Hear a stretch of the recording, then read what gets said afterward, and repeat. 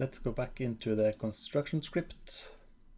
This time we can delete the print functions and just connect these two. The create random array and create scaled array, like this.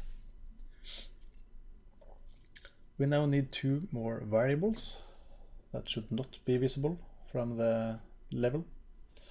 The first one I'm going to call rock scale values.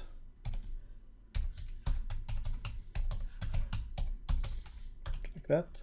This is going to be the array of our the scale of our rocks. This is just what we have been calculating here. So this first one we can just drag out, set it.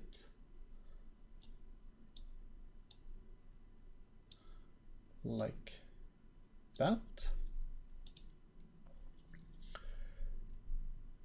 The next one is going to be called the rock positions. Oops, it's not allowed.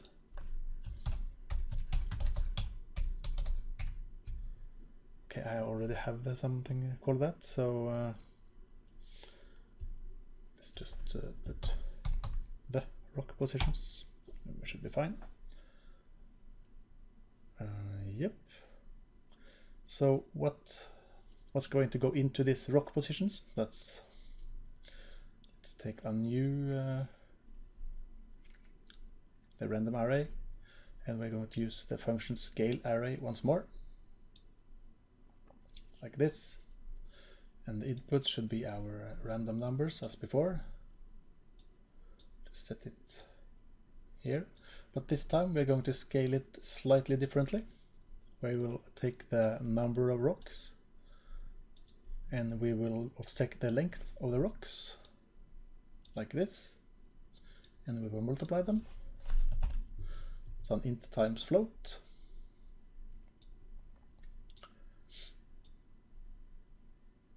So this should be our target sum. So this one here will then scale the array to the actual length of our wall.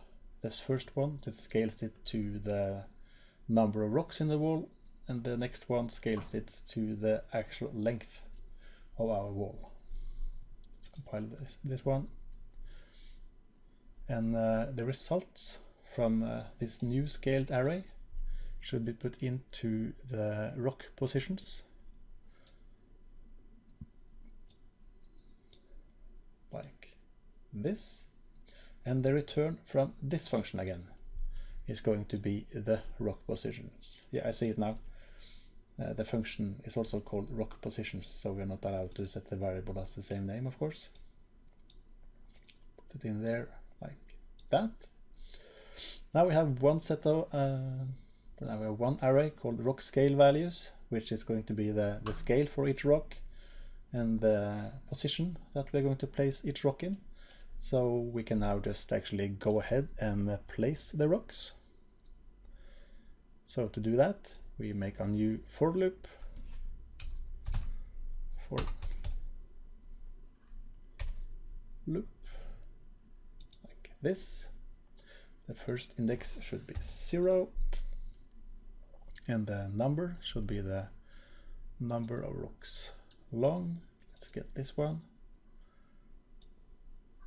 and add a plus.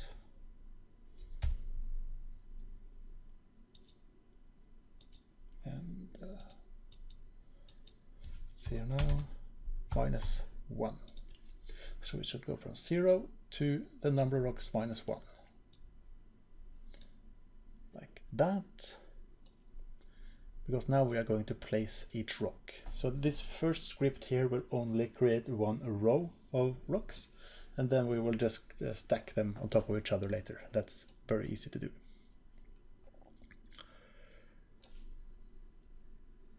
So first now we will use the function called add static mesh component. That's the function that actually does what we want. Sorry, add static mesh component. And this function needs a couple of inputs. It's the relative transform This is the scaling and the placing of the statical mesh. So to do that, we use the function make transform.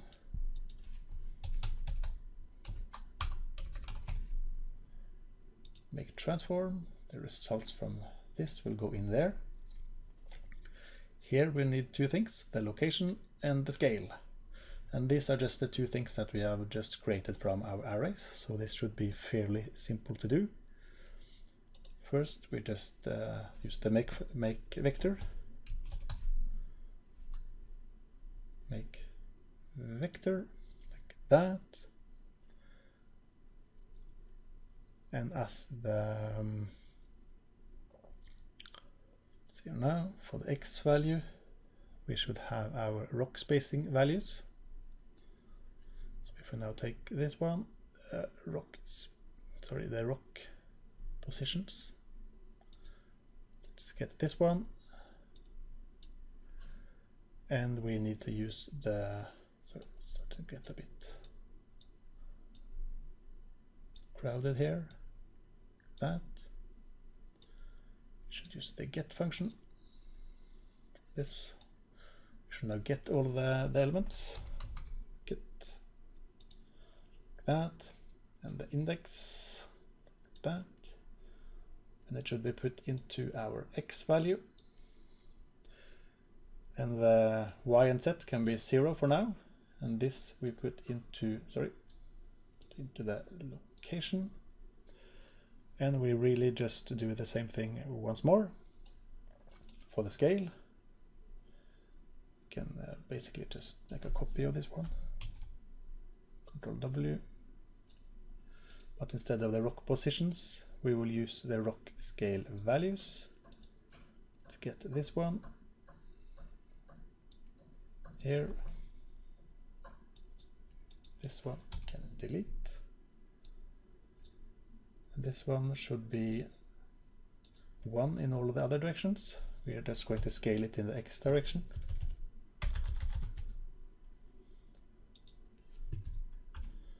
Like that.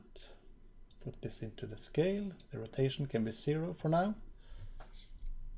So now we have made the transform for each rock that we're going to place. We have the position from our rock positions array, and we have the scale of the rock from our scale values array.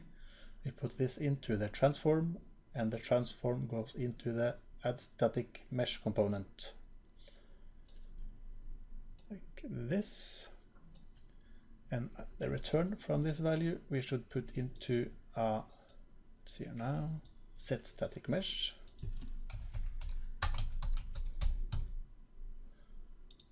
To choose the rock that we're going to use. Let's select the asset. It's SM underscore, and we just take one of the bricks. Let's take the K brick A like that. It should sort of be everything we need to do, I think. Let's compile it. Yep, and I see one thing we have forgotten. This rock scale values must also have the index, otherwise it won't work. So let's put in that one and compile, save again. Let's go into our level, slightly out, and this looks promising. Let's just put a bit more rocks, like 5 or something. Okay, sounds good, looks good. Select it. You can see that the middle rock there is smaller than the others. Just to see it a bit better, let's put in 51, so you can see there's a slight gap between them, so you can actually see the rocks a bit better. And let's try a new random seed. Select it, random seed 8 or whatever. You can see that the rocks are changing. This looks really good.